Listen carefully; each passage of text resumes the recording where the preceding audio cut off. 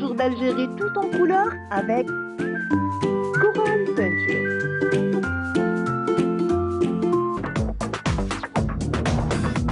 Ensemble, vivons le bonheur d'Algérie. Ensemble, apprécions les couleurs d'Algérie. Le soleil, les merveilles du pays, un réveil de fraîcheur et de vie. Ensemble, vivons un moment de nostalgie.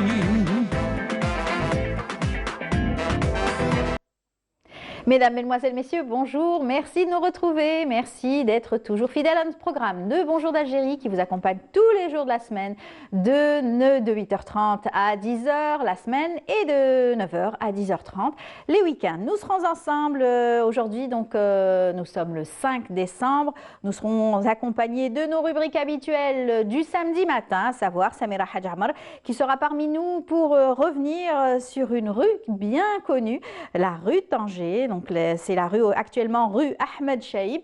Elle va nous raconter un petit peu l'histoire de cette rue et surtout pourquoi elle en est si populaire. Nous aurons également à recevoir la petite Maïssa dans sa rubrique Happy Child. Donc elle aussi va nous parler du rire et bien entendu comment faire rire les enfants. C'est aussi une bonne technique. Beaucoup s'attellent à y travailler en tout cas pour faire rire les enfants et c'est très important bien entendu. C'est un choix aussi difficile. Nous aurons aussi le plaisir de voir aussi comment est-ce que nos ancêtres aussi ont réussi à faire rire les enfants et qui sont devenus bien grands aujourd'hui, qui ont de bons souvenirs de tous ceux qui les ont fait rire.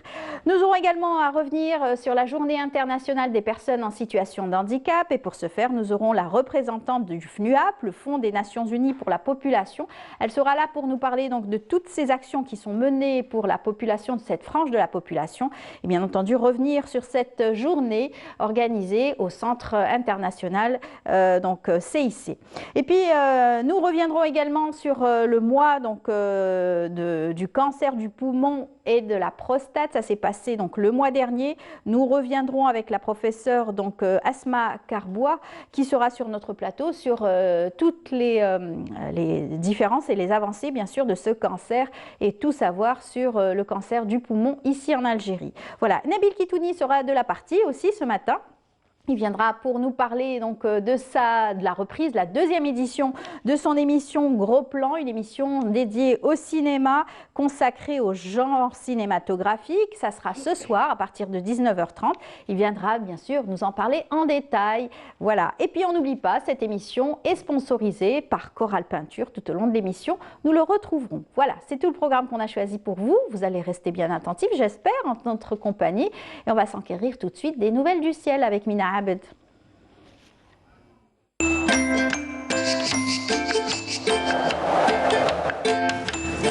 La météo vous est présentée par Mobilis. Mobilis, أينما كنتم. Voilà, elle est parmi nous. Bonjour Mina. Bonjour. Comment ça va? Ça va? En forme? Oui. Oui. Oui? Il y a mieux? Oui. Avec un bon café? Oui. Oui, surtout. Ou un chocolat chaud, surtout en ces temps bien frileux, il fait froid. Je préfère le café. J'avoue que je préfère le café. Moi, j'aurais une tendance pour le chocolat chaud. Plus café que chocolat. D'accord. Surtout qu'il pleut bien fort. Hein. Ça y est. Il fait froid aussi. Il fait très froid. Il fait très froid. On est en hiver. On est en hiver. Ça y est. Voilà. C'est ça. On attendait ces pluies avec impatience. Oui. C'est la déferlante maintenant. Exactement. Toute la semaine. Toute la semaine, oui, tout à fait. Allez-y. Plus de détails? Plus de détails. Merci beaucoup. Bonjour à tous et excellent réveil. Effectivement, aujourd'hui, le ciel restera assez couvert. On aura un temps froid et instable, notamment à l'ouest et au centre, avec des pluies sous forme d'averses, des pluies assez marquées. Mais ça va s'améliorer progressivement à partir de cet après-midi. Sur la partie est, un ciel voilé de plus en plus nuageux l'après-midi avec les pluies qui vont évoluer du centre vers la partie est, de la neige sur les régions intérieures entre 900 et 1000 mètres d'altitude. On notera également des vents assez forts sur l'ensemble des régions côtières jusqu'à 60 km/h. Et puis sur la partie sud, on notera des passages nuageux avec un petit peu de pluie, notamment sur la Saoura, le Nord Sahara, les oasis en ciel plutôt voilé sur le reste des régions sahariennes. Les températures de cet après-midi, eh bien, on notera une baisse du mercure avec un minimum de 4 degrés seulement à El Bayad et Naama, 10 degrés à Batna, 11 à Constantine, 14 degrés à Alger ainsi qu'à Oran et Tlemcen. Sur les régions sahariennes, on notera 13 degrés à Hassim Saoud, 21 degrés à Elizi, 23 degrés à Tanrasset et Janet et enfin 35 degrés, ce sera la maximale à Bortwedji Mukhtar et N'Gazam. On passe tout de suite à l'état de la mer pour cet après-midi. Eh bien, on notera une mer très agitée sur l'ensemble des régions côtières avec des vents assez forts entre 30 et 60 km/h vers la partie ouest et entre 40 et 50 km/h sur le centre et l'est du pays.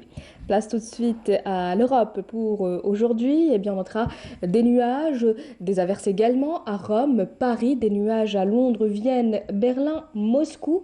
Côté Mercure, on notera 7 degrés à Madrid, 13 à Lisbonne, 6 à Paris et Londres, 16 à Rome, 9 degrés à Vienne, 1 degré seulement à Kiev, et enfin 17 degrés à Istanbul. Encore une fois, très bonne matinée et à tout à l'heure midi.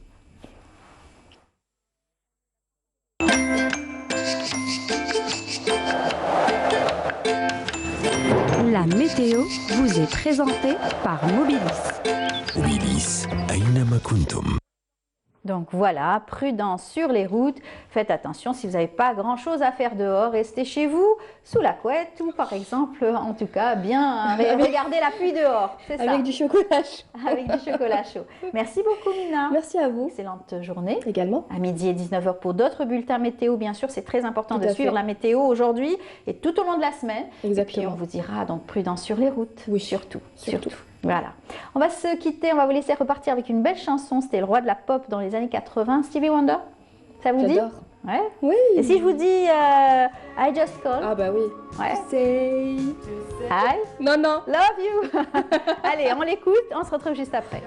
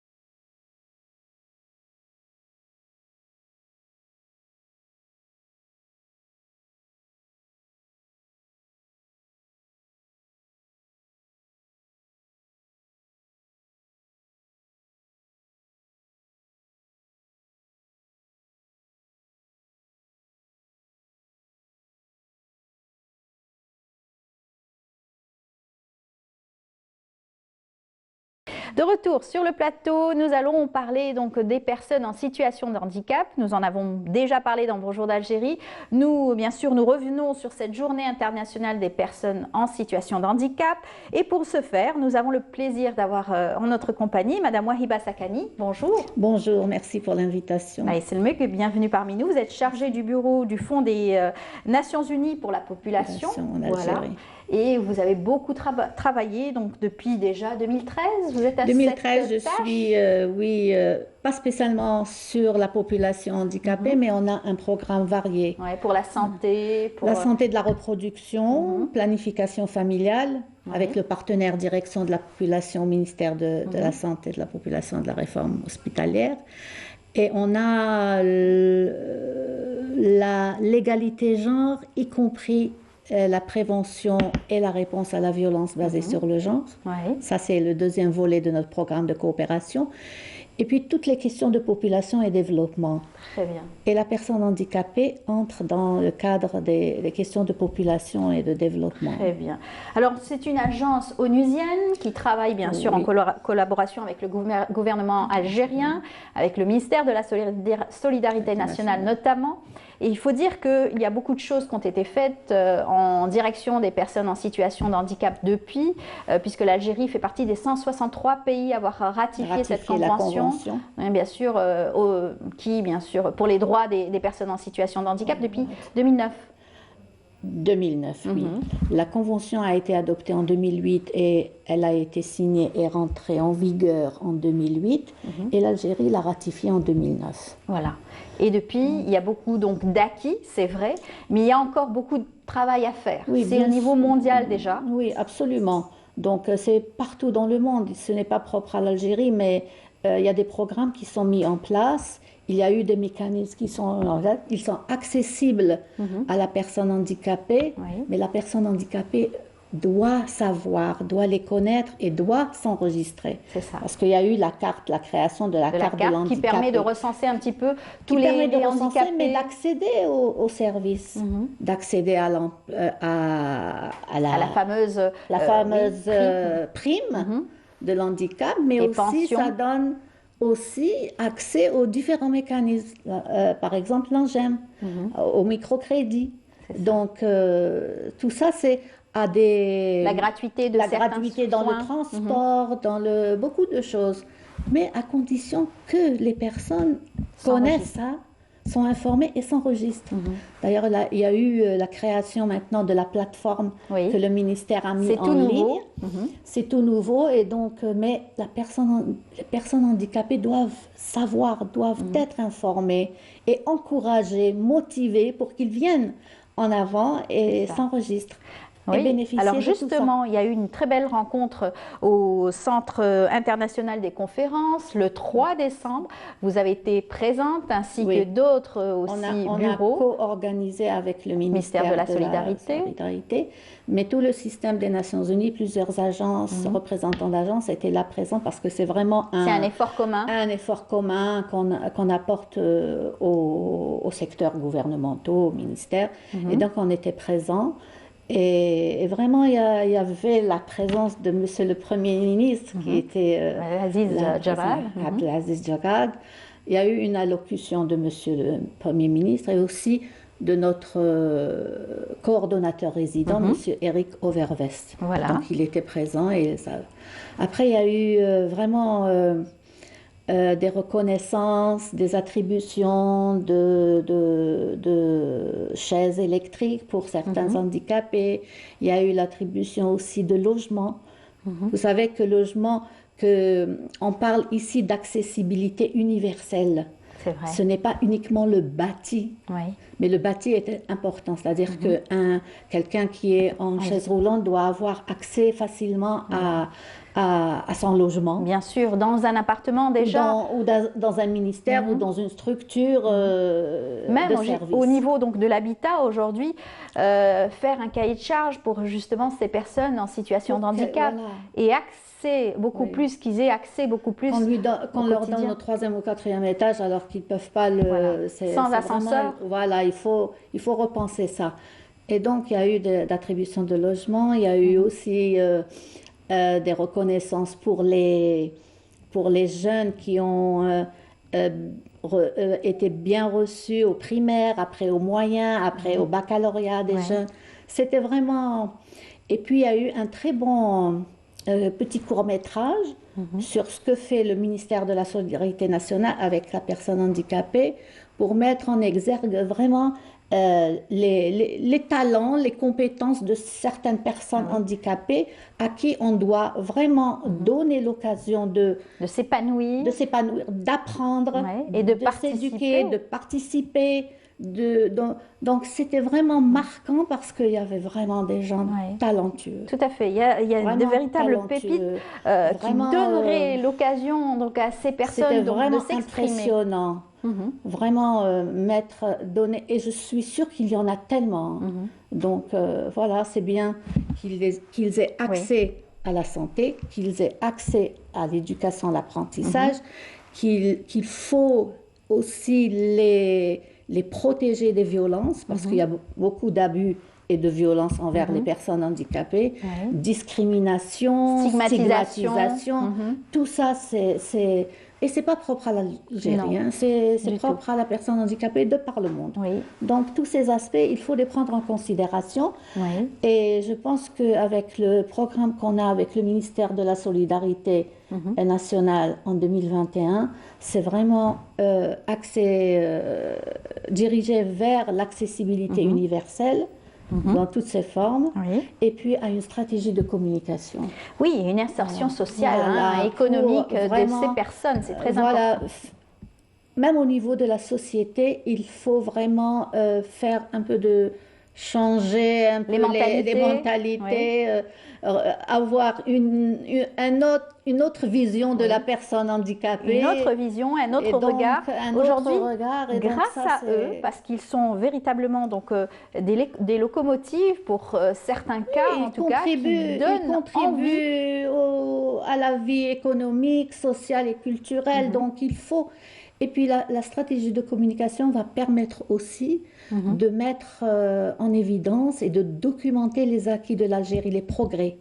Parce que souvent, il y a beaucoup de choses qui se font, mais qui ne sont pas connues, qui ne sont pas visibilisées. C'est vrai. Donc, on en a reçu pas mal dans notre émission, des personnes en situation d'handicap, mais qui ne s'apitoient pas sur leur sort. Bien au contraire, ils font donc des choses remarquables pour l'émergence économique du pays. Et ils ont leur propre start-up, quelquefois. Absolument. Et ils sont excellents dans leur domaine. Et puis c'est un droit d'être... Vous savez, le slogan de cette journée a été « Continuant pour un monde meilleur, inclusif, accessible et durable ». Tout à fait. Pour pouvoir passer, ne serait-ce que cette période de post-Covid est importante aussi pour eux. Sûr. Donc tout ça, c'est vraiment... Et on a vu aussi de véritables succès. L'emblème national a été élevé aussi avec le handisport. C'est cette frange de la société qui a un travail énorme à faire. Il y a eu une reconnaissance aussi de quelques sportifs qui étaient présents aussi au CIC. Et c'est des performances pour ces personnes-là. Oui, c'est des sportifs qui ont fait les Jeux Olympiques, qui ont eu vraiment de haut niveau, et donc c'était vraiment impressionnant. Très bien. Et puis c'est aussi l'occasion de faire un bilan de tout ce qui manque aussi pour ces personnes. Absolument. Ça a été pour vous l'occasion de vous rendre compte aussi de certains manquements et d'accompagner cette frange de la société. Bien sûr, il y a toujours des choses à améliorer, des progrès. Il faut voir aussi qu'est-ce qui est mis en place, évaluer, ajuster et donc aller de l'avant. Donc tous les programmes et les mécanismes qui sont en place ne sont jamais, c'est-à-dire s'arrêter à ça, ce qui a été fait. Ça s'améliore toujours. Il faut vraiment, il y a des innovations, il y a des choses qui peuvent être apportées, qui vont améliorer les compétences, la vie de ces personnes. Donc, c'est un travail qui est continuel. C'est vrai. Avoir plus de centres de formation aussi en direction de cette frange de la société. On a reçu plusieurs fois donc, les centres de formation qui travaillaient dans cette direction-là aussi.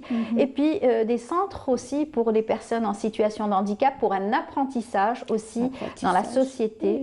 Des jeunes? Bien sûr, à tous les âges et selon le type d'handicap, il y a un type d'apprentissage. Oui. Il n'y a pas un handicap où la personne ne peut pas apprendre, même si ce n'est pas pour faire des études avancées, mais un apprentissage, un métier manuel, un savoir-faire apporterait un plus dans la vie de cette personne au lieu de la laisser de côté. Peut-être que dans notre mentalité, surtout pour la femme et la fille, pour la protéger, c'est pas la peine qu'elle sorte. Mais c'est pas une solution. C'est pas une solution. Elle a le droit à la vie, à avoir une certaine qualité de vie. Quelquefois, il y a des personnes, des foyers, par honte, cachent l'handicap de leurs enfants. Ils ne sortent pas du tout. Et ça, c'est terrible. Et ça, c'est terrible pour les femmes et les filles. Ça, c'est pour ça qu'il faut communiquer et informer pour dire non, c'est un droit. C'est pas quelque chose. C'est vraiment un droit. Il faut qu'ils aient accès à ce droit. Tout à fait. Le monde associatif fait énormément aussi pour ces personnes en situation de handicap. Vous travaillez avec eux? On a un partenariat avec la Fédération des personnes handicapées, algérienne des personnes handicapées, pour la période Covid-19. On a fait des dons à la fédération, mais c'est des dons qui vont aller à différentes associations pour les femmes handicapées. Et donc, c'est tout ce qui est pour les mesures barrières, un peu de tout dans un paquet qu'on a donné à la fédération, mais qui va le répartir vers différentes associations de la fédération. Et puis, avec la fédération, on avait discuté durant le mois d'octobre, Octobre Rose, pour la prévention du cancer du sein. On avait discuté et puis on avait décidé pour que les femmes handicapées aussi aient accès à l'information et accès à ce service, on vient de leur faire un spot de prévention sur l'autopalpation, pour les motiver à aller aussi vers les services de scénologie et de faire leurs examens.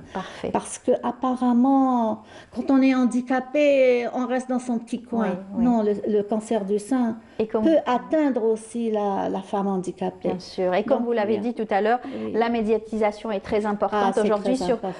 C'est sur quoi vous avez voulu faire accès. On a une communication très active. Très bien. On a une page Facebook, on fait beaucoup de matériel de communication et je pense que c'est ça. Parce qu'à travers les réseaux sociaux, maintenant, il faut les investir et savoir comment les investir avec de la bonne communication. Très bien. Ben, grâce à vous aujourd'hui, on a eu plus de clairvoyance autour de votre travail ici en Algérie. Merci beaucoup, Madame. On fait beaucoup de choses, beaucoup d'autres choses que on aura l'occasion d'en parler. De développer cela et dans une autre émission, Inch'Allah. Merci beaucoup. Je rappelle que vous êtes chargée du bureau du Fonds des Nations Unies pour la population ici en Algérie. Bon courage pour ce que vous faites. Merci et bonne journée. Bonne journée. On reste dans ce domaine-là, donc des personnes en situation de handicap. Restez avec nous. Vous allez voir ce reportage. Restez avec nous. Vous allez voir ce reportage sur l'accessibilité donc de ces personnes en situation de handicap. C'est Lamia qui a donc traité ce sujet. Une ville durable et inclusive se doit d'intégrer les problématiques d'accessibilité des habitants à mobilité réduite. Alger, à l'instar des villes du monde, n'est pas en reste. Une lutte constante est engagée dans ce sens. Un petit tour dans l'Algérois nous a permis de prendre conscience des obstacles a priori insignifiants pour invalides et qui peuvent compliquer la vie d'une personne en fauteuil. Une rue pavée, des trottoirs impraticables, étroits ou simplement des marches à l'entrée d'un commerce sont autant d'embûches. Ainsi, on peut vite passer de l'handicap à une situation handicapante. Les passages piétons doivent être adaptés. En effet, ils sont situés à la même hauteur que la chaussée. Sinon, une dépression permet d'atteindre la rue, ce qui permettra aux fauteuils roulants de les emprunter. Les trottoirs sont étroits. Il y a de nombreuses marches et porches qui rendent les déplacements difficiles. Rappelant ainsi que la signalisation de ces passages doit être visible et sonore pour les non-voyants. Les bâtiments récents doivent concevoir non seulement des accès, mais un aménagement interne est requis. Les lieux culturels comme les musées, les sites historiques, les bibliothèques devraient être accessibles à ces personnes.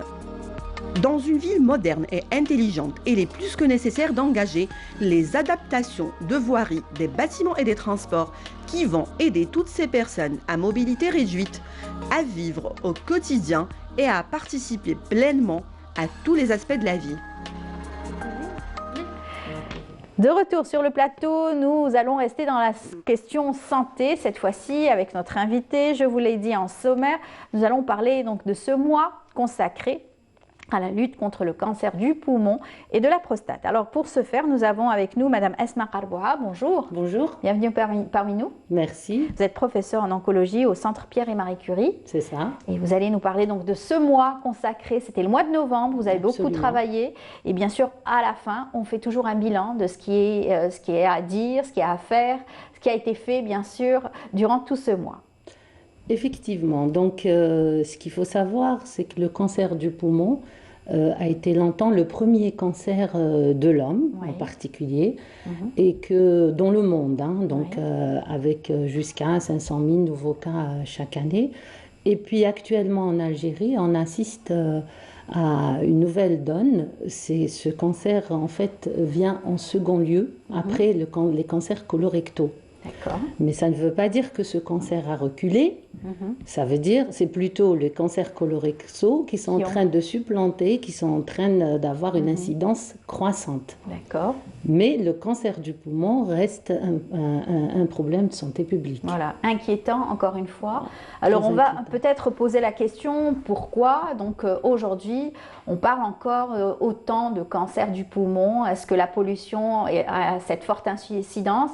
Est-ce que le tabac, bien sûr, qui est aussi en premier lieu le plus accusé? Alors, incontestablement, c'est le tabac. Donc, c'est le tabagisme, qu'il soit actif ou passif. Ça, c'est une notion importante puisque ça a été démontré dans plusieurs études qu'effectivement, le tabagisme passif est aussi un facteur de risque.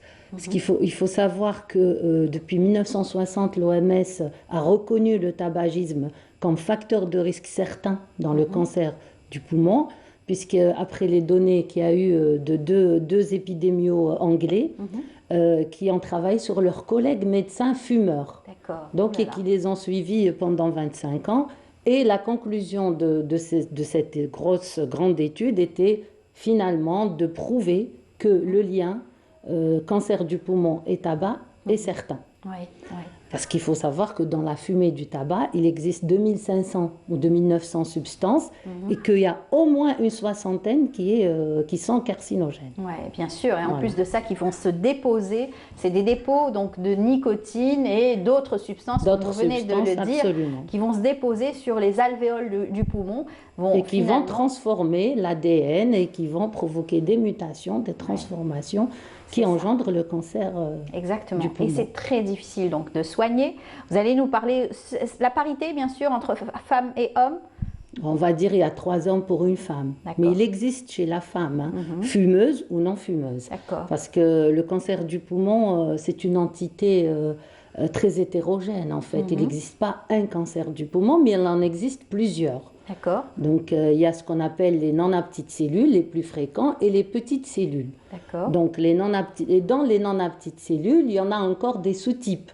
Donc, chez les femmes non fumeuses, il existe un sous-type qui est beaucoup plus lié aux altérations génétiques. D'accord, c'est-à-dire l'hérédité aussi, quelquefois? Il y a l'hérédité, les histoires familiales, mais il y a aussi ce qu'on appelle des mutations activatrices, etc. Ça aussi, ça peut entrer en considération. Alors, quels sont justement les premiers symptômes, les premières alertes qu'on peut donc, qui prouvent qu'on a un cancer et il faut vraiment s'alerter? Alors, si on prend les fumeurs, en général, c'est cette persistance de tout, cette modification de tout, mais le signe chez les non-fumeurs, c'est clair, c'est une symptomatologie, la toux, les crachats hémoptoïque surtout. Donc ce qu'on appelle une hémoptysie, c'est d'avoir du sang dans les crachats. Ça, c'est le premier signe qui alerte. Voilà. Et c'est pas très grave, c'est pas trop grave quand on en arrive là? Non, pas forcément, parce qu'il peut s'agir d'une petite tumeur qui érode un vaisseau. Donc, ce n'est pas réellement lié, on va dire, à présence ou pas de sang. Donc, tout dépend du site tumoral, etc. Ce qui est important, c'est d'aller consulter rapidement. Donc, souvent, le généraliste, il peut proposer un traitement, mais si au bout de 3 semaines, ce traitement ne donne pas, il est impératif de pousser les investigations plus loin, de faire par exemple un scanner thoracique chez un gros fumeur ou un non-fumeur. Voilà. Alors aujourd'hui, on vit une situation sanitaire des plus incroyables à travers le monde. C'est bien sûr cette pandémie mondiale, la Covid-19. Alors ça va accentuer aujourd'hui les personnes donc, atteintes de cancer. Alors c'est certain que les personnes atteintes de pathologie. Oui, toute pathologie confondue, tout cancer confondu. Donc, ce sont des personnes fragiles, donc vulnérables. Et il faut savoir que les premiers papiers chinois, donc avec la Covid et cancer, c'était surtout des cancers pulmonaires qui faisaient beaucoup de formes sévères. Donc là, nous avons été très attentifs dès le départ, dès le mois de mars. Nous avons émis des recommandations par la Société algérienne d'oncologie médicale pour éviter en fait les va-et-vient aux patients. Donc nous avons réadapté certains protocoles. Et puis pour cette deuxième vague, on connaît mieux, parce qu'au départ c'était un virus méconnu. Voilà. Donc là, on le connaît mieux. On arrive à gérer, on évite bien sûr les regroupements, on respecte les gestes barrières, quoique c'est très difficile parce que souvent nos patients ne viennent pas avec un accompagnateur, mais avec plusieurs accompagnateurs, mais on arrive à gérer. Parce qu'il y a récemment une étude française qui démontre que finalement les cancers du poumon ne font pas plus de formes sévères qu'il a été dit au départ. D'accord, ça pourrait en fait, puisque c'est cet organe aujourd'hui qui nous permet de respirer, et avec bien sûr si on a une partie donc, des poumons qui sont atteints, voilà, c'est très difficile. On peut vivre aujourd'hui avec un seul poumon? Oui, oui, absolument. C'est ça la thérapie? Oui, pas que. Donc il y a la chirurgie, nous avons 2 poumons, donc on peut vivre avec un seul poumon. Après, il y a des traitements adjuvants qui sont la chimiothérapie, la thérapie ciblée. Et malheureusement, on attend l'immunothérapie. Donc, dès qu'on aura l'immunothérapie, elle va enrichir cet arsenal thérapeutique pour améliorer justement le pronostic de nos patients. Alors, que font justement ces patients une fois que le diagnostic est posé? On leur dit, vous êtes des grands fumeurs, il faut arrêter la cigarette. Quelquefois, on voit donc des récalcitrants. Alors, personnellement, il ne faut pas culpabiliser. De toute façon, c'est fait. Donc, surtout chez les sujets âgés, moi je les laisse fumer. Bon, s'il a envie de. Oui. Bon, c'est connu qu'il vaut mieux arrêter, même si on a un cancer, il vaut mieux arrêter parce qu'il peut avoir des interactions avec les traitements, dont la chimiothérapie. Mais écoutez, quand vous avez un vieux de 80 ans et qui vous dit, moi j'ai besoin d'au moins 2 cigarettes par jour, bon. C'est très difficile. C'est très difficile. De les laisser faire ce choix-là. Absolument. Alors, l'idéal, ce serait de faire des campagnes anti-tabac. Je pense que nous ne faisons pas assez. La législation existe. Nous en faisons occasionnellement, à la journée mondiale ou à la journée Tout à fait, voilà, tout à fait. Donc, ce n'est pas de façon continue. Et puis, la législation existe, mais elle n'est pas respectée, il faut le dire. C'est dommage. Alors, c'est vrai qu'il y a eu ces fameuses campagnes donc, qui faisaient peur avec le cancer tue, la cigarette, etc. sur les paquets de cigarettes. C'était une campagne qui avait donc fonctionné partout dans le monde. Et aujourd'hui, le prix un peu aussi, moins. Le prix du tabac. En tout cas, en Europe, ça a fonctionné. Il y a moins de fumeurs. Et je pense que chez nous, il y a encore des efforts à faire. Et durant tout ce mois où vous avez donc médiatisé, fait des campagnes, informé la population sur les risques de ce cancer du poumon, qu'ont été les résultats justement escomptés? Le retour. Alors, le retour, oui, les gens sont conscients. Je dis bien, ils sont conscients. Après, tous les fumeurs vous disent, j'arrive pas à arrêter de fumer. Pourquoi? Parce qu'il n'y a pas aussi des tabalogues, il n'y a pas des consultations de sevrage, il faut les accompagner. Malheureusement, chez nous, il y a très peu de médecins, très peu de psychologues qui font... Il y a des médecines parallèles aujourd'hui qui travaillent dans ce sens-là. L'apithérapie aussi, qui soigne. Qui guérit. Il y a certaines pratiques en fait. Oui, l'acupuncture, oui, ça marche chez certains. Mais c'est pas très répandu. Voilà, faut-il encore les avoir. D'accord. Sinon, avoir ce courage de pouvoir arrêter soi-même. C'est la volonté. C'est la volonté. Ou bien ne pas commencer. Très bien. Le plus dur, je pense, le plus important, c'est de ne pas commencer. D'accord. Vous savez, si vous permettez, que la première cigarette en Algérie, chez nous, elle est à l'âge de 6 ans. Oui, c'est terrible.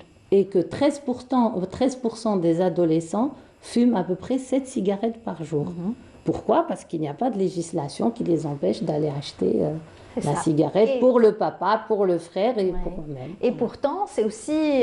bon, c'est vrai que pour les jeunes, c'est pouvoir s'affirmer quand on a une cigarette. Ah oui, à cet âge, oui. Voilà, frimer avec Tout les à fait. copains. Oui, bien que dans la société algérienne, c'était carrément avoir... ils pouvaient être avoir un homme, honte, avoir honte de fumer à devant son l'époque, père. oui, à l'époque, oui, c'est vrai. Devant ses parents. Devant Aujourd'hui, ses- ça a changé. Ça a complètement changé. ouais. Et malheureusement, on parce revient... qu'ils fument à côté, à la sortie de l'école, Ouais, à c'est côté de la terrible. porte de l'école, oui. C'est terrible. Alors, on a parlé bien sûr des symptômes, on a parlé donc des soins et surtout l'après, donc soins et guérison. Il y a donc une surveillance aussi à faire. Ah oui, bien sûr. Il y a une surveillance par le chirurgien quand ce cancer est opérable. Il y a la surveillance par l'oncologue et puis par le pneumologue qui pose le diagnostic. Donc c'est une surveillance qui est active. Et puis il faut savoir que dans les stades localement avancés ou métastatiques, il y a ce qu'on appelle un traitement par maintenance. Donc souvent, tant qu'ils répondent au traitement, on les garde à l'hôpital, ils viennent une fois toutes les 3 semaines et puis on surveille en parallèle. Voilà. Voilà. C'est un cancer qui a donc toutes ses chances de guérison. C'est un cancer qui a bénéficié de beaucoup de progrès, thérapeutiques, mais on ne le dira jamais assez, c'est la prévention primaire qui va justement pouvoir avoir moins de cancer du poumon et donc de meilleurs pronostics. Inch'Allah. Et puis, il n'y a pas que la cigarette qui est incriminée, il y a aussi d'autres facteurs. Oui, il y a pollution. la pollution, donc il y a aussi atmosphérique. l'amiante. L'amiante, c'est un facteur connu, c'est un facteur professionnel.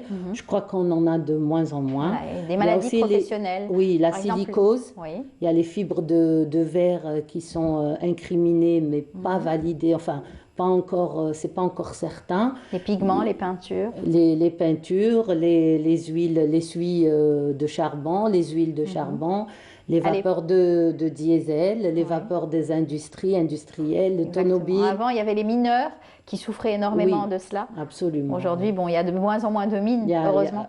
Heureusement. Voilà. Ouais. En tout cas, merci beaucoup pour toutes ces vous en prie. informations. Un dernier mot peut-être?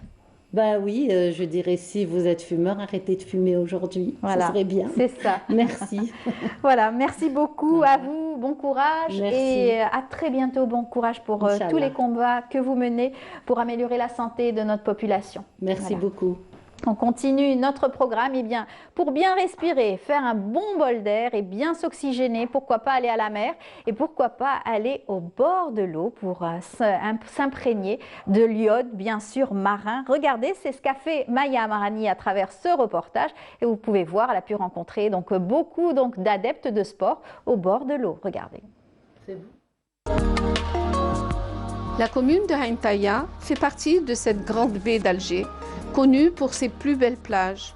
Le littoral de Ain Taïa, d'une longueur de 8 km, est constitué de plusieurs plages.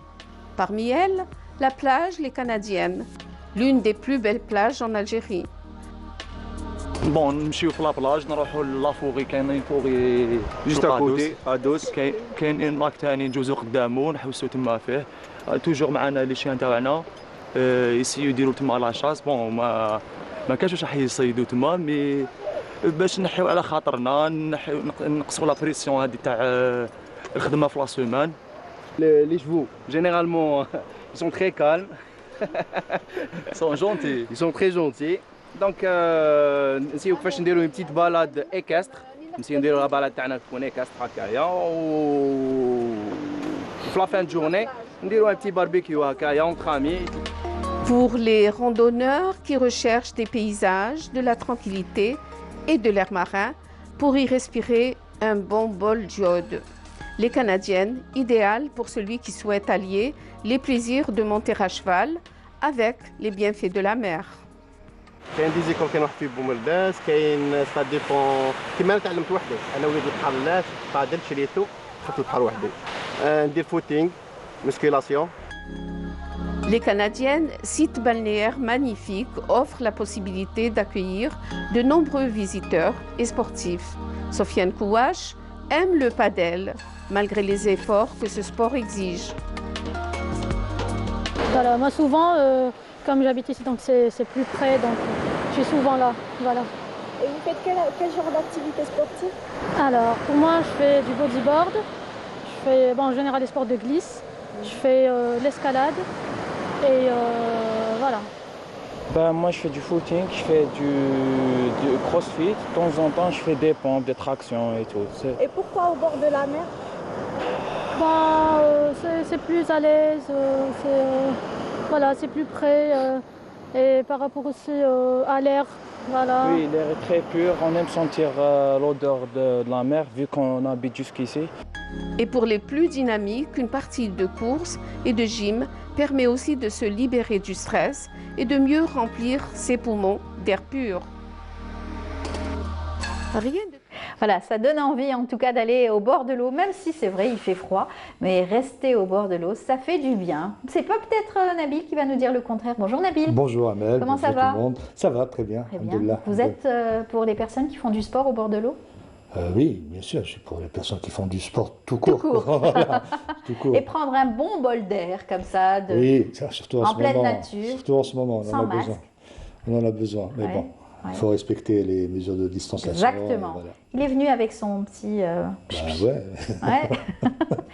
Alors, on va parler de votre grand retour sur Canal Algérie après une saison. Donc l'année dernière, c'était la première saison donc, de l'émission Gros Plan. Gros Plan, destinée plutôt consacrée au cinéma, au genre cinématographique. Consacrée au cinéma, mais centrée surtout sur le genre cinématographique. Oui. En gros, il y a 9 genres, mais il y a des sous-genres, c'est-à-dire les films dramatiques, les films historiques, le biopic, épouvante sous-genre, je dirais fantastique. C'est sous-genre, science-fiction plutôt, je veux dire. D'ailleurs, c'est le numéro de ce soir. Voilà. Western et tous ces genres-là, des sous-genres, et en même temps invités, c'est-à-dire... Des professionnels. Des professionnels du milieu du cinéma, parler de ces genres-là. Pourquoi pas, il y a certains courts-métrages, longs-métrages qui ont traité certains genres. Bon, le western, ça sera difficile, même si le western peut, on ne va pas pouvoir ramener Paul Newman, ni... non, il est mort. Non, justement, les grands noms qui ont marqué le western, il y en a encore. Voilà, comme le science-fiction, il y a eu d'ailleurs un moyen-métrage réalisé par Sidi Boumediene, celui qui a fait Abou Leila, le long-métrage qui a été couronné entre guillemets de succès, succès critique et tout, la quinzaine des réalisateurs si je me rappelle bien. Mais auparavant, avant ce long-métrage, il avait fait quelques courts-métrages, dont un moyen-métrage qui s'appelait Al Jazeera, qui était, on dirait, une histoire de science-fiction, si on peut dire ça, voilà. J'ai eu le plaisir de converser avec le producteur de Tala Production, qui a produit quasiment tous les travaux, je dirais, de Sidi Boumediene, Yassine Bouaziz. J'ai eu le plaisir aussi, dans ce numéro, de converser avec Adila Bendimed, actrice et comédienne, à travers le moyen-métrage Kandil al-Bahr, où il y a eu des effets spéciaux, et notamment avec un professionnel, en fait un superviseur de VFX, c'est-à-dire des effets spéciaux. Voilà, c'est le numéro de ce soir. Le numéro de ce soir, c'est qui signe la deuxième édition. Donc la deuxième saison, voilà. On avait traité auparavant le film historique, le film dramatique, avec des acteurs, des techniciens aussi du cinéma, d'ailleurs, qui mènent actuellement un combat pour une reconnaissance et tout, parce qu'il y en a beaucoup qui souffrent. Je parle de ces gens-là. Quand je parle des techniciens du cinéma, je parle ça va du maquillage, au prenant du son, tous ces métiers professionnels du cinéma. Aujourd'hui, qui font que vous avez, excusez-moi, cette émission, qui font que vous avez cette image et le résultat de tel film. Ces travailleurs de l'ombre, comme j'appelle, ces artistes de l'ombre plutôt, et qui souffrent actuellement. Pas seulement par rapport à la pandémie, mais beaucoup de choses aussi, parce qu'on a moins de tournage, les modalités de paiement, et on a l'impression qu'on centralise tout vers le mois de Ramadan. Il y a peu de tournage qui dit peu de tournage, peu d'appelés, peu de production, peu d'appelés. C'est pour ça que je préfère parler d'espace cinématographique que d'industrie cinématographique ici en Algérie. Et surtout, les genres cinématographiques, comme vous avez cité, c'est vrai qu'on reste beaucoup plus sur les films sociétals. Donc voilà, on m'a dit, c'est ça aussi, on avait l'occasion, exactement, on avait l'occasion d'en parler ici, où je dirais le cinéma algérien plus centré sur, on dit historique, d'auteur, parce que comme notre cinéma répond entre guillemets à une demande Kaïcha, ça doit passer par des festivals. Et le festival est friand de films d'auteur.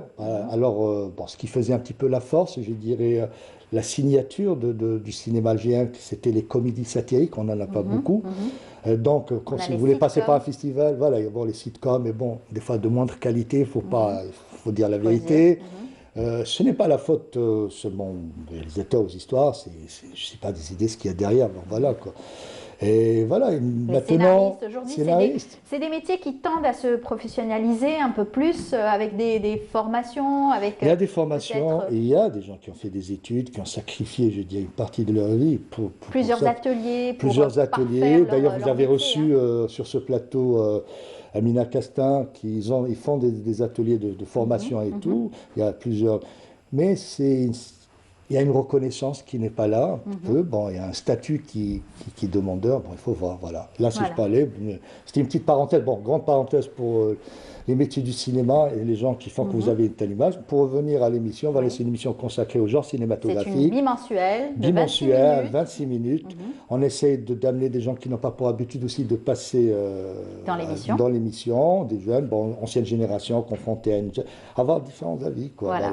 Et ça passera ce soir à partir de 19h30 sur Canal Algérie. Et puis ne ratez pas parce que cette partie est consacrée à la science-fiction. À la science-fiction. C'est assez moderne et chez nous récent, la science-fiction. La science-fiction, parce que vous savez, il y a des genres qui englobent tous les genres. Vous pouvez avoir un film western mais traitant de la science-fiction, ou carrément un film qui se passe, je dirais, dans le passé, parce qu'on appelle fantasy et tout ça, le fantastique et tout, qui traite de la science-fiction. C'est un genre qui n'a pas de limite, ce qu'on essaiera de voir pour ne pas dévoiler plus, mais il n'y a pas de limite concernant ce genre-là. C'est un petit peu la même chose concernant les films d'action que l'on verra dans 15 jours, c'est-à-dire la prochaine fois, c'est un autre numéro. Alors, pour donner un avant-goût, on va revoir le spot qui passe en ce moment même sur Canal Algérie, donc de votre émission, qui est prévue ce soir à 19h30. Regardons.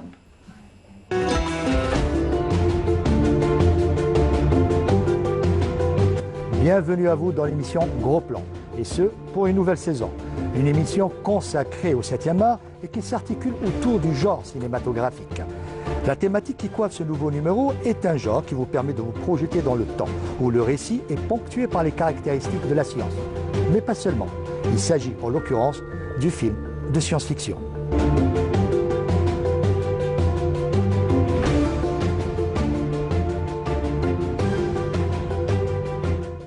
Voilà, ça s'est passé à la salle Atlas. Oui, d'ailleurs, je tiens à remercier l'ONCI. Salle Atlas, il y a quelques numéros qui ont été tournés aussi auparavant à Salle Afrique. Et je remercie encore une fois l'ONCI de mettre à notre disposition cette salle magnifique, cette salle que l'on connaît. Mythique. Toutes les salles actuellement en Algérie, parce qu'il ne nous reste que ces salles-là. Voilà.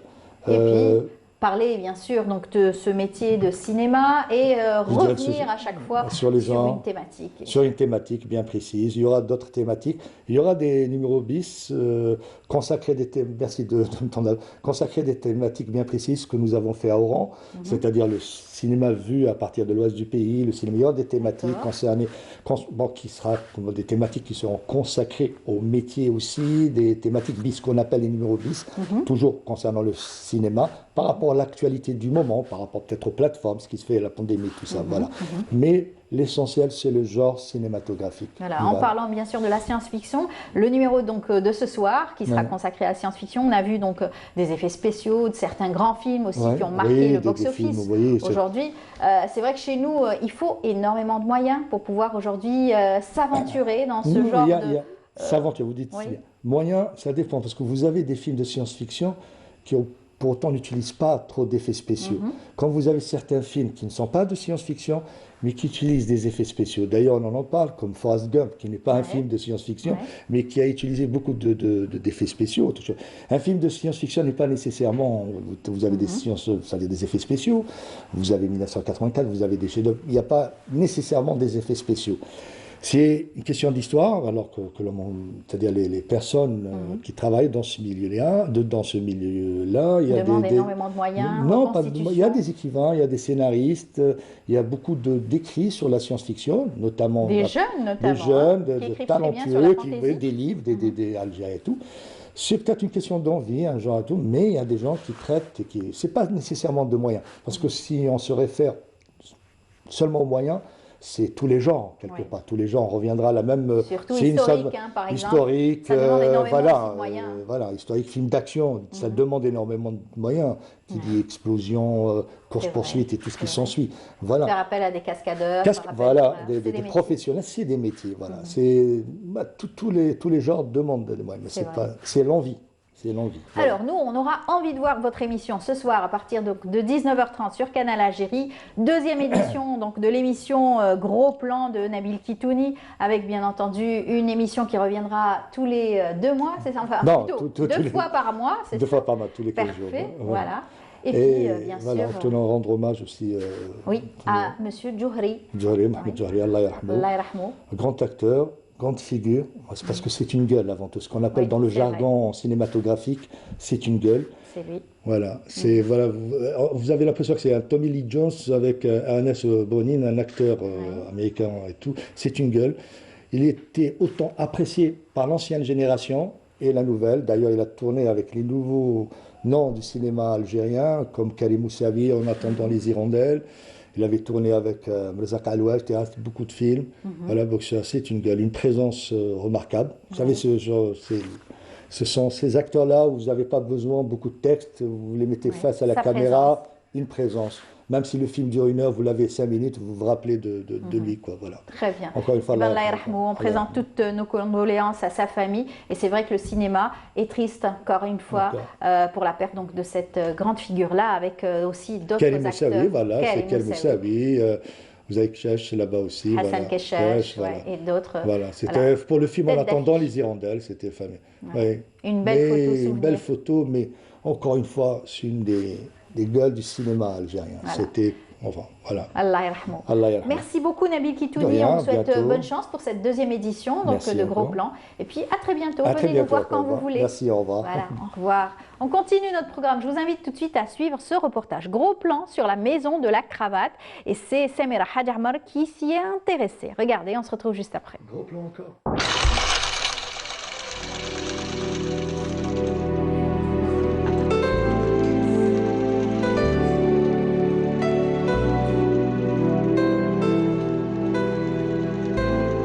La maison de la cravate, c'est d'abord une histoire de famille. Un héritage de père en fils qui se perpétue depuis l'indépendance de l'Algérie.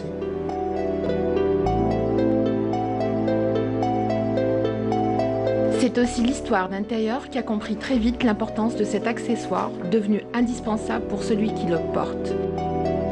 La maison de la cravate, c'est une belle histoire de famille qui a commencé il y a 58 ans.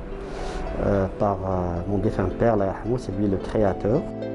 C'est un montagnard, il est venu à Alger en 1948 je crois. Il s'est installé et puis à la rue Malakoff, la rue Malakoff qui a un petit café à l'Anqa.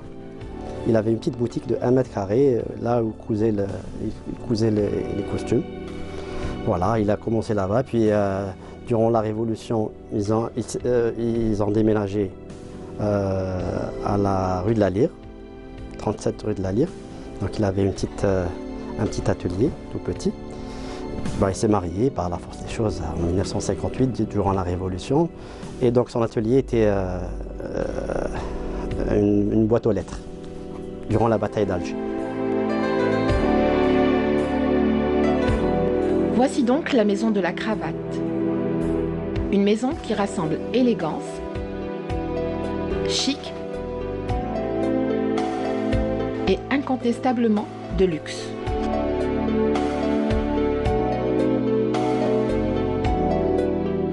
Il était maître tailleur. D'ailleurs, c'est pour ça qu'il a eu l'idée de faire des cravates, parce qu'à chaque fois qu'il terminait un costume, on lui demandait l'accessoire par excellence. Et c'était la cravate, donc il a ouvert cet atelier en 1962. Petit tour dans l'atelier de cette maison, où tout l'art de la fabrication de la cravate s'exprime entre les mains d'ouvrières chevronnées, très discrètes.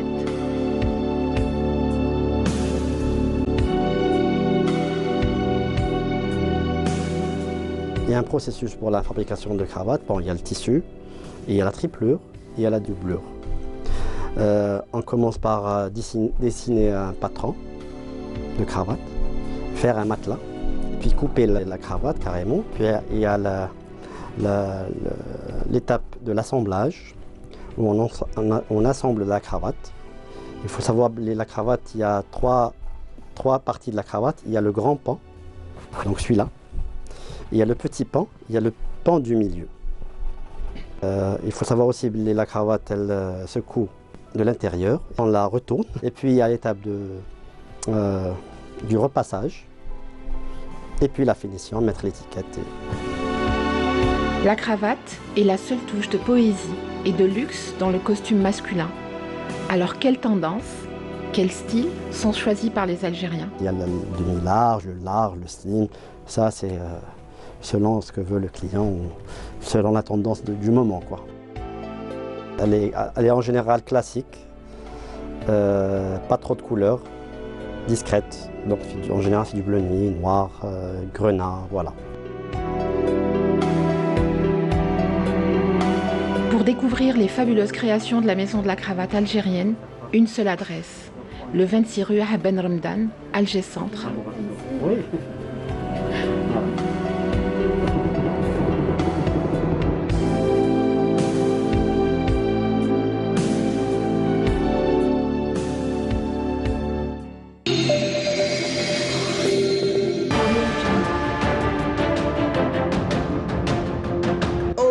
Une peinture algérienne aux normes internationales. Tous vos besoins en peinture intérieure, peinture métal, préparation de support ou peinture extérieure, choisissez Coral Peinture. Coral Peinture, c'est les matins à faire.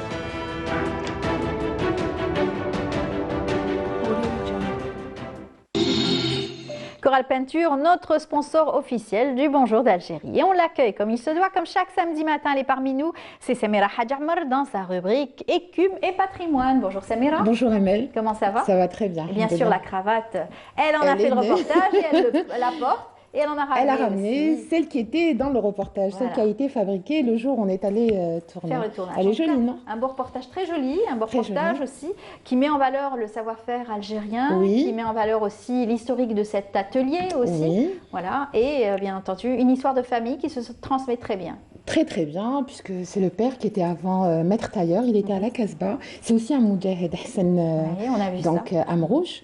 Et donc il a transmis ça à ses enfants. Lui, il faisait des costumes depuis des années. Et il manquait des accessoires. Et il a fini par se décider à ouvrir une maison de la cravate. Voilà. Donc, et même les bavettes, hein, et on même voit les bien. bavettes qui sont assorties. Bon, Les j'ai pas la masques, bavette de la ouais. cravate, mais il y a des bavettes avec toutes les On va la cravates. montrer. Il y a les foulards aussi qui vont avec. Justement, celui qui était donc dans le reportage avait aussi une bavette assortie à sa cravate. Exactement, très jolie bleue d'ailleurs. Très jolie. Voilà. Voilà. Très bien faite aussi. Il y a avec Alors, le il nous a- drapeau. Alors, ce qui fait la particularité de cette maison, c'est qu'elle est unique. Il n'y en a pas d'autre. D'accord. Il les fabrique, c'est du 100% algérien. Bon, le tissu vient de la Swatim, c'est une entreprise donc, nationale. Algérienne, ouais. Oui, il y a aussi du tissu qui vient de l'étranger.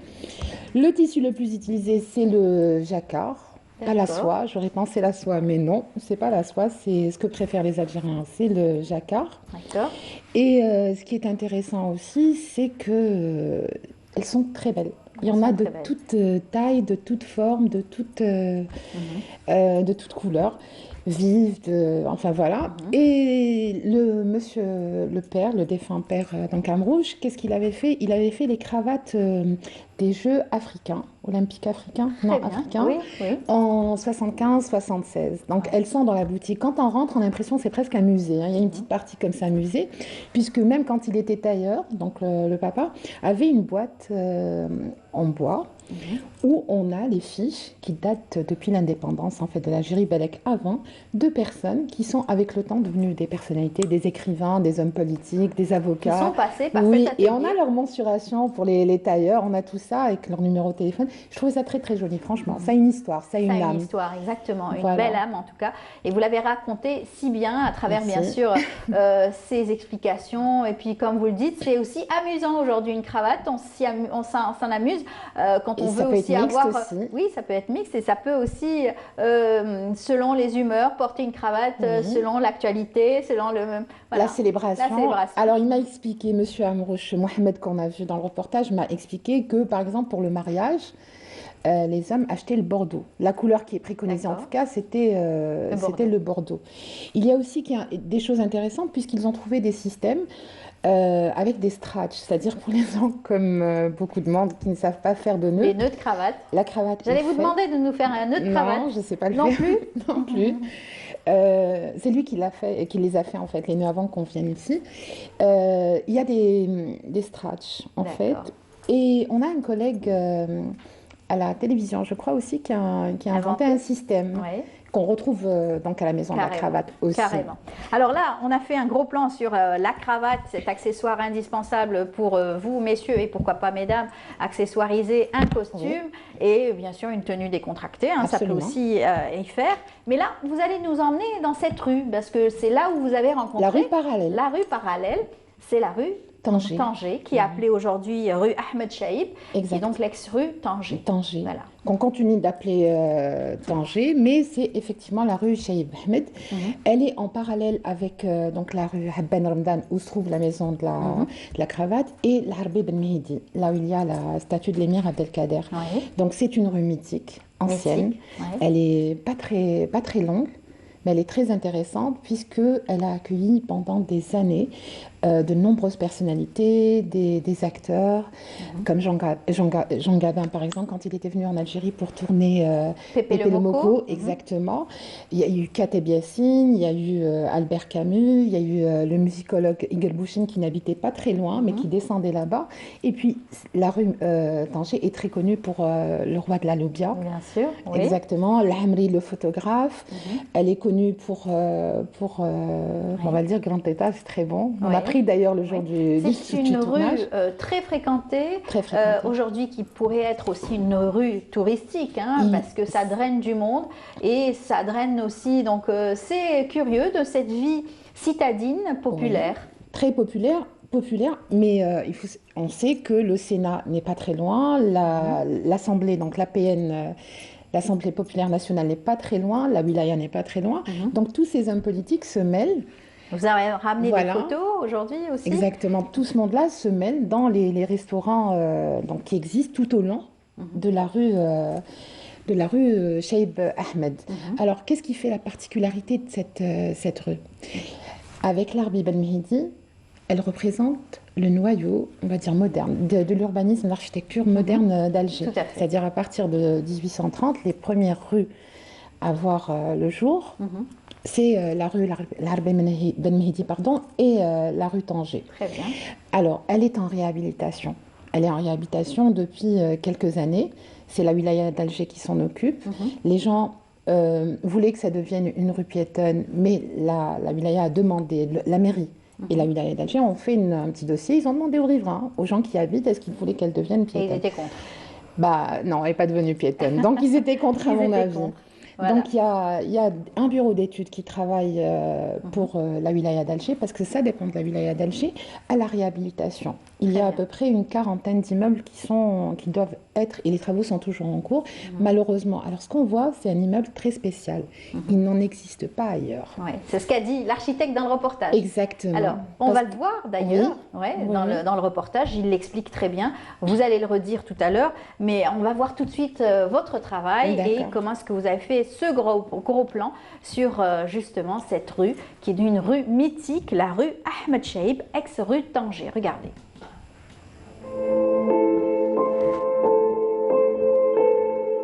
En Alger, cœur de révolution, comptoir de civilisation, berceau de l'histoire. Tant d'appellations pour n'en retenir au final qu'une seule, Alger la Blanche. Mais pourquoi la Blanche ? Historiquement parlant, ça remonte plutôt à l'époque avant l'arrivée des Français, donc avec la période ottomane et même bien avant. On se retrouve avec une image d'une médina installée dans le paysage d'Alger, qui formait un triangle montant de la mer vers la colline et qui était totalement constitué de maisons blanches dues à l'utilisation du matériau de revêtement qui était la chaux. Et donc c'est principalement cette image-là qu'avaient les navigateurs quand ils arrivaient sur la baie d'Alger. Et par extension, donc, cette image est restée dans l'histoire de l'humanité, dans l'histoire du Grand Alger comme étant Alger la Blanche. Et puis avec l'avènement du colonialisme, effectivement les nouveaux bâtiments qui ont été construits, pas tous, à l'image par exemple ici présent, nous sommes à côté du TNA, donc du Théâtre National Algérien, donc ils ne sont pas tous blancs, mais il y avait une dominance quand même de l'utilisation de la couleur blanche, même si la plupart des bâtiments aussi utilisaient donc le matériau de la pierre, donc beige. Mais donc historiquement parlant, ça remonte à cette époque-là ottomane où on retrouvait une médina totalement blanche grâce au matériau de construction, de revêtement qui est la chaux. Un tissu urbain, des immeubles en course depuis plus d'un siècle, défiant l'étreinte sournoise de l'usure. Nous décidons de poser notre regard sur la rue Ahmed Chaïb, ex-Tanger, pour une leçon d'architecture. Alors ce qui fait la spécificité de ce quartier, c'est pour commencer déjà, c'est le premier noyau qui a été construit après l'arrivée des Français en Algérie. Ce qui fait la spécificité de ce quartier aussi, c'est qu'il tient les strates de ces différentes périodes. C'est-à-dire qu'il maintient aussi bien donc, cette première période, quand on voit les bâtiments autour de nous, donc sans balcon, sans modénature, sans saillie, sans quoi que ce soit, donc très épuré. Donc il constitue les premiers noyaux avec une structure, une construction en moellon, donc en maçonnerie. On retrouve des bâtiments plus récents qui datent de la fin du siècle, une cinquantaine, soixantaine d'années d'après, et donc qui montrent de nouvelles façons de travailler, donc de décorer, de styles architecturaux avec du style néoclassique, avec de la ferronnerie, des petits balcons en saillie, étant donné qu'on construisait à l'intérieur de remparts. Donc il fallait rentabiliser, il fallait densifier, dans un site qui était très en pente. Donc ça veut dire que c'était difficile d'avoir des rues droites. Donc on a toujours des rues en zigzag, comme on voit dans l'exemple qui est juste derrière moi, donc le bâtiment d'angle là. Donc on descend et on fait des rues en pente et donc on va en zigzag pour diminuer cette pente-là. Et donc ça nous donne des parcelles qui sont triangulaires et très aiguës, donc des formes très très aiguës. Et donc c'est très rare, donc c'est un exemple qu'on trouve un peu souvent à Alger, mais très rare ailleurs dans le monde. Des oiseaux, des graines, de l'humidité, et voici la floraison de racines qui s'insinue avec le temps dans les fissures des façades.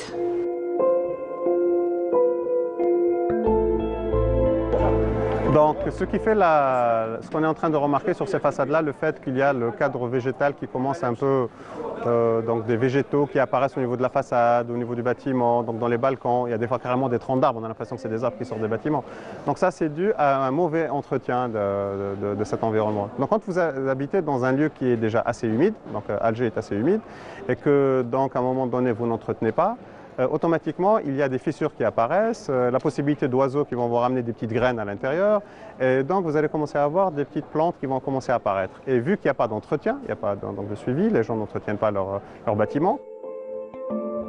La rue Ahmed Chaïb est inscrite dans la mémoire gustative et l'imaginaire poétique de tous ceux qui l'ont empruntée un jour. Cette rue mythique résiste même si le temps a fait son travail. Comment protéger ce vieux bâti, ses façades, contre les aléas du climat et de la nature? L'entretien, la question de l'entretien, limite, elle est plus importante que la question de la restauration. Ça ne sert absolument à rien de restaurer si après vous ne prenez pas aux gens la manière avec laquelle il faut entretenir ce type de construction.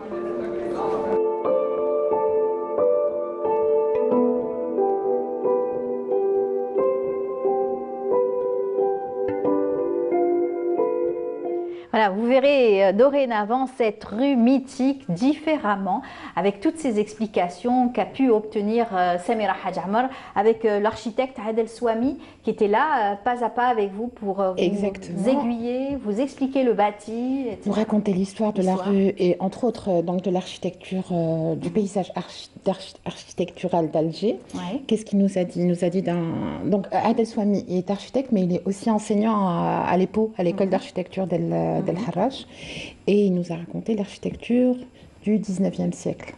Voilà. Donc ce qui est intéressant à la rue Tanger, c'est que d'un trottoir à un autre, on a 70 ans d'écart d'architecture. C'est ça. Des immeubles qui ont 180 ans ici, et juste en face, sur le trottoir d'en face, vous avez des immeubles qui datent de 70 ans. Exactement. Et ça, ils se sont rendus compte, en particulier quand ils ont fait la réhabilitation avec les différents strates, comme il l'a dit dans le différents plans, bien sûr, architecturaux. Et c'est très important aussi l'entretien. On a vu, c'est vrai qu'un beau plan aussi de rénovation donc de ce bâti, c'est très important.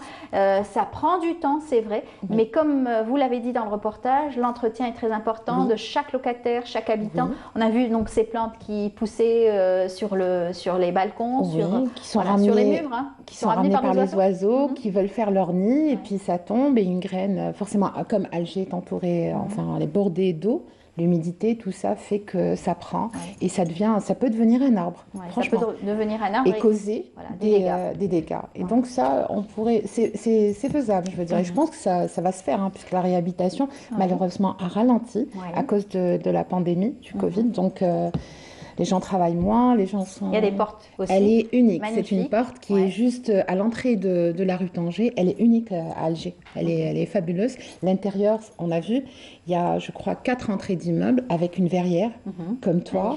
Voilà. C'est phénoménal. Exceptionnel. Oui, exceptionnel. Voilà. Et c'est un quartier, donc très beau quartier qu'il faut absolument donc visiter parce que ça fait partie donc de l'histoire d'Alger, de la ville d'Alger. Les escaliers, qui sont uniques aussi puisqu'ils sont en arrondi à l'extrémité et c'est en marbre. Il n'y a plus de marbre comme ça, je pense. Voilà, et il y a encore des statues, c'est très bien conservé par contre. Il y avait des travaux, il y a dans cet immeuble des travaux en cours, les artisans, voilà. Très bien. Voilà, alors l'architecte, je m'excuse, ce qu'il a préconisé aussi, c'était de revenir vers les centres de formation professionnelle et encourager aux formations d'artisans, de métiers d'artisanat pour la réhabilitation qui sont vraiment en manque. Donc il faut une relève et il faut que les formations suivent. Et ça, bien sûr, c'est la mythique boutique. Le roi de la Loubia, avec ce froid, ça serait bien. C'est l'occasion d'y aller, de faire un tour, aller manger un bon bol de Loubia bien chaude avec cet hiver. Merci beaucoup. Peut-être rappeler les équipes qui ont travaillé. Donc pour la maison de la cravate, c'est le caméraman, c'est Aziz Lerrouj, le preneur de sang chez les filles. Et pour celui de la rue Tanger, Hanachi, Salim Hanachi et Nader Mahdid. Voilà, merci à eux. Merci à eux. Et aux monteurs, bien merci sûr. Merci à toute l'équipe, bien sûr, pour la réalisation de ces reportages. Merci Samira. Merci Amel. À la semaine prochaine. Inch'Allah, merci. Restez avec nous. La semaine prochaine, vous serez peut-être en congé. Voilà. Donc, on se dira bon repos pour Samira. Et puis, on va continuer notre émission. On va retrouver dans un tout petit moment la petite Maïssa Bellaroussi. Mais avant, je vous invite à apprécier ce bon moment. Ça va vous rappeler probablement de bons souvenirs. C'était le Hadiqa Sahira, présenté par le Hadidouane, Allah yarhamou. On se retrouve juste après. أصدقائي مساء الخير. واش راكم بخير؟ انتبهوا لي مليح ولا شوفوا أنا رايح ندير واحد اللعبة وهاد اللعبة خصكم كامل تشاركوا معايا عندي هنا 3 تاع الجرات هم تعرفوا جرات هادي وهادي وهادي وهادي وهادي وهادي وهادي ومن بعد عندي مجموعة من التلاميذ رايح نغمض لهم عينيهم عارفوا ندير لهم عينيهم رايح نغمض لهم عينيهم رايح نغمضهم ومن بعد ندوروا 7 خطرات 7 خطرات ومن بعد 7 خطرات ويجي ويدلها كبيسني بوم فهمتوا ولا لا؟ هيا ارواحوا ارواح هنا ارواح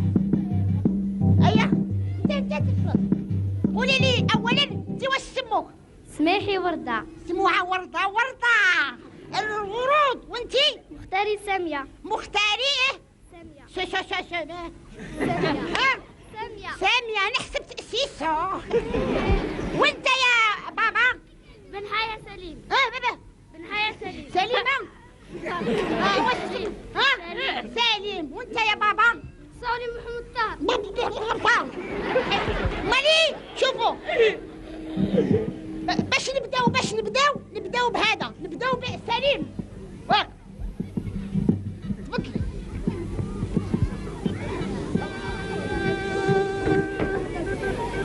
انتبهوا مليح.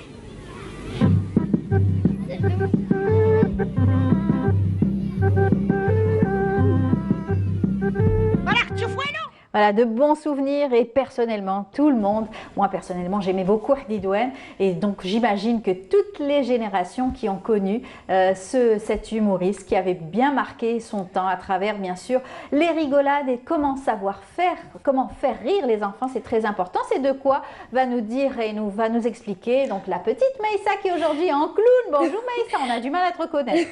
Oui, bonjour Amel. Bonjour, t'es toute belle comme ça. Merci, toi aussi, quelle jolie Amel. Ça c'est Hdidouane qui disait ça? Oui, il disait ça.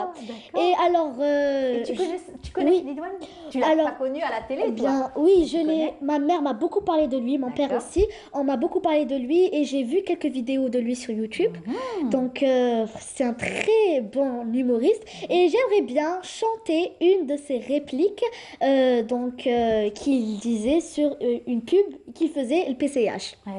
Le PCR ou le PCR, yamma, yamma, ou yamma. شحال غلات يما يما وديروا الكمامات يما يما واحترموا المسافات يما يما. C'est bien, voilà. Tu as actualisé cette chanson. Oui, je l'ai un peu transformée. Voilà. Aujourd'hui, hein, avec la Covid, bien entendu. Par rapport à la conjoncture actuelle, sanitaire. Donc voilà. Et tu t'appelles comment? Clown comment, Maïssa? Je m'appelle Clownette Maïssa aujourd'hui. Clownette Maïssa. Oui. C'est très beau. Oui, aujourd'hui, on va parler du rire. Oui. Donc sûrement, on a reconnu ça. Donc aujourd'hui, on va parler du rire. Les parents sont toujours heureux de voir le premier sourire de leur bébé et quelques semaines après de l'entendre rire. Puis c'est leur tour de rire de ces plaisanteries car le sens de l'humour commence à se développer très tôt. Le rire chez l'enfant est très utile car il lui permet de prendre la vie du bon côté, de dédramatiser les difficultés ainsi qu'à diminuer le stress et certaines peurs. Et même pour les adultes, c'est bien le rire. Oui, bien sûr. Aujourd'hui, on fait des thérapies de rire avec les grands. Et oui, ça remonte le moral. Exactement. Et puis, il paraît qu'on vieillit pas comme ça, on garde Oui, voilà, on vieillit moins vite. Exactement, moins vite. Voilà. Alors, ensuite, tu vas nous parler donc comment faire rire les enfants? Exactement, mais juste avant, qu'est-ce qui fait rire les enfants? Ah oui, c'est vrai. Voilà. Alors, le rire vient spontanément, mais il peut être parfois provoqué par exemple, des devinettes comiques. Pour rendre l'activité plus intéressante, vous pouvez faire une compétition familiale sur les drôles de devinettes. Donc aujourd'hui, je vous ai ramené un jeu. Ce jeu est très amusant pour les enfants. Donc je te laisse le prendre, Amel. Il est très amusant pour les enfants et il est très bien pour passer un agréable moment en famille. Donc le but... C'est un jeu de société. Exactement. En même temps de devinettes. Voilà, c'est faire deviner des devinettes avec un embout buccal dans la bouche. Et on doit deviner à le coéquipier comment le faire, comment deviner une phrase. D'accord, c'est très difficile. C'est très difficile. Il y a des lettres qu'on ne peut pas prononcer, donc c'est très difficile. Voilà, c'est un jeu de société amusant aujourd'hui. Oui, et il y a aussi... donc si vous n'avez pas ce genre de jeu, vous pouvez aussi faire des mimiques, des gestes, des mouvements avec votre corps pour faire deviner quelque chose. Quand on était petit, on faisait deviner des mots. Donc on pinçait le nez comme ça. Oui, moi... Et c'était difficile de deviner. Oui, c'était très difficile, oui. Nous, maintenant, on fait les mimes. Maintenant, on appelle ça les mimes. Donc, on fait des gestes avec le corps. Enfin, comme on parle pas. Voilà, on parle pas, exactement. Et c'est aux autres de deviner ce qu'on fait. D'accord. Il y a aussi, ce qui fait rire aussi les enfants, c'est les blagues. Une blague est une courte histoire drôle imaginée pour amuser les enfants. Si vous êtes en manque d'inspiration, vous pouvez vous procurer des livres comme ceux que je vous ai ramenés aujourd'hui. Donc, c'est vrai. ça, oui. Aujourd'hui, si vous manquez d'inspiration, voilà, il y a des livres de blagues. Vous pouvez aussi les mémoriser pour certaines qui sont plus marrantes que d'autres, et puis les passer à ses copines. Oui, dans ce petit livre aussi, nous avons des devinettes aussi, des rébus pour se creuser la tête. Le même concept pour ce livre. Ici, il y a 365 blagues, l'équivalent des jours de l'année. Alors, on reste d'abord sur les blagues. Voilà, c'est amusant. Et puis, c'est un petit livre de poche qu'on peut emporter avec soi. Exactement, un peu partout. On peut le prendre partout, voilà. C'est ça. Et puis, tu as celui-là. Oui. Là, encore une fois, c'est un autre jeu, donc de blagues inédites. Ça rigole beaucoup. Hein. Oui, pour s'amuser partout où on est. Exact. Voilà. Parfait. Donc, nous avons aussi les farces, les blagues, ces petites blagues sympathiques qui font sourire votre enfant, qui le font rire. Vous pouvez mettre du sel dans leur brosse à dents. Oui, c'est une très bonne farce. Et vous pouvez aussi mettre, coller des pièces de monnaie sur le sol. Vous allez vous amuser, rire pendant qu'ils essayent de la retirer exactement et la ramasser. On a beaucoup de caméras cachées dans ce Oui, donc beaucoup, oui. Nous avons aussi les clowns, d'où mon personnage d'aujourd'hui. Les enfants l'adorent et passent un véritable moment de joie et de plaisir, de bonne humeur. J'arrive même pas à faire des bulles. Oui, on s'amuse beaucoup avec ça aussi. Oui, mais bon, j'arrive pas à en faire. C'est pas grave. Oui. Et avec lui, donc n'hésitez pas à prendre un clown dans vos événements, lors de vos événements comme animation. Voilà. T'arrives pas à les faire. C'est pas moi. Hein, oui, c'est peut-être qu'il manque un peu de savon. Peut-être, oui. Il y a un peu trop d'eau. Il y a un peu trop d'eau, oui. C'est ma petite sœur qui joue beaucoup avec. C'est sûr. Oui. Donc, du coup, il n'y en a plus pour nous. Il n'y en a plus pour nous, c'est pas grave. Oui. Alors. Donc, vous pouvez prendre un clown, comme je te l'ai dit, comme animation lors de vos événements. Et ne ratez pas aussi les spectacles de clowns dans votre ville. Pour cela, pour ne pas les rater, vous avez un site web du nom de Qui dit sortie. Oui. Donc, c'est un site web qui vous guide pour le divertissement de vos enfants. Alors c'est vrai qu'on les avait déjà reçus, cette dame qui est donc à la tête donc de Qui dit sortie, qui était là pour venir nous donner quelques rendez-vous très intéressants pour aller amuser les enfants, les divertir et surtout les accompagner quand c'est des après-midi récréatifs comme ça. C'est très intéressant. Aujourd'hui, les enfants profitent aussi quelquefois d'inviter des clowns lors de leurs anniversaires. Exactement, oui. Comme nous à l'école, on faisait quand il y avait un anniversaire, on ramenait quelquefois des clowns. Donc des clowns, et on s'amusait beaucoup. Toute l'école était invitée dans la cour, dans la grande cour, et c'était très sympa. Et c'est magique, hein, parce que dès que la personne met un costume, et il rentre dans le personnage donc, du clown, et ça y est, c'est magique, ça fait rire les enfants. Oui, les clowns improvisent beaucoup. Ils improvisent beaucoup et ils font rire les enfants, mais d'une manière vraiment, comme tu l'as dit, magique. Alors, il y en a qui en ont peur, hein. Les petits enfants, ils en ont peur, ils pleurent, etc. Mais les plus grands, ils s'amusent comme des petits. Oui, mais s'ils connaissaient vraiment le clown, quand il rigole, etc., franchement, ils le regarderaient d'un autre regard. Exact. Je peux te donner aussi quelques exemples de devinettes et de blagues. Alors, pour les devinettes, qu'est-ce qui est... Alors, je vais t'en donner une. Qu'est-ce qui est vert et qui a la chair de poule? Je sais pas. Je te dis? Oui, vas-y. C'est Hulk lorsqu'il a froid. Oh, c'est beau. Je l'aurais jamais trouvé, hein, celle-là. Oui, elle est très bonne, celle-là. Et comme exemple de blague, as-tu déjà vu une tomate chanter? Non. Non? Eh bien, moi, j'ai déjà vu une carotte râpée. Ah oui, bien sûr. Oui, voilà. Donc, maintenant, je vais répondre à ta question. Comment faire rire les enfants? Alors, comment faire rire les bébés? On va commencer par les bébés, ensuite les petits, les tout petits, après les enfants. Donc, pour les bébés, vous pouvez couvrir votre visage avec une serviette et dire « Où es-tu? Où es-tu ?» Puis l'enlever et dire « Coucou ». Ça, les Ça enfants les rient beaucoup, amuse. exactement. Oui, et puis bon, on a vu pas mal de vidéos sur Internet où on faisait rigoler des bébés avec presque rien. Oui, avec presque rien. Juste en déchirant un papier. Oui, Ils s'éclatent vous de pouvez rire. aussi éternuer bruyamment. Donc, éternuer bruyamment produit souvent un petit rire. Quand vous êtes sur le point de l'habiller, mettez une couche bien sûr propre sur votre tête et faites semblant de la chercher. Faites une promenade loufoque en marchant comme un canard en devançant la poussette. Voilà. Votre bébé va vraiment s'éclater. Adorer. Exactement. Maintenant, comment faire rire les tout petits? Chatouillez les pieds jusqu'à ce qu'ils réagissent. Lorsque vous l'habillez, jouez avec lui en mettant les chaussettes sur ses mains ou sur ses oreilles. Lancez les ballons en l'air, peut-être un très bon jeu. Ils peuvent bien sûr beaucoup s'amuser et ils peuvent faire de l'exercice en même temps s'amuser. En même temps. Voilà, par exemple. Et puis les enfants, ils adorent le jeu des ballons. On s'amuse beaucoup. Même moi, jusqu'à maintenant, j'adore jouer avec les ballons. Quand ils éclatent, ils font sursauter. Oui, oui. Donc, il faut en prendre beaucoup. Voilà. Quand même. Donc, aussi, s'ils sont sur le point de sortir de votre chambre, et s'ils essayent de partir du lit, vous pouvez le tirer, bien sûr sans lui faire mal, le prendre et jouer avec lui en lui tirant. Voilà. Tu joues bien le rôle du clown. Oui, merci.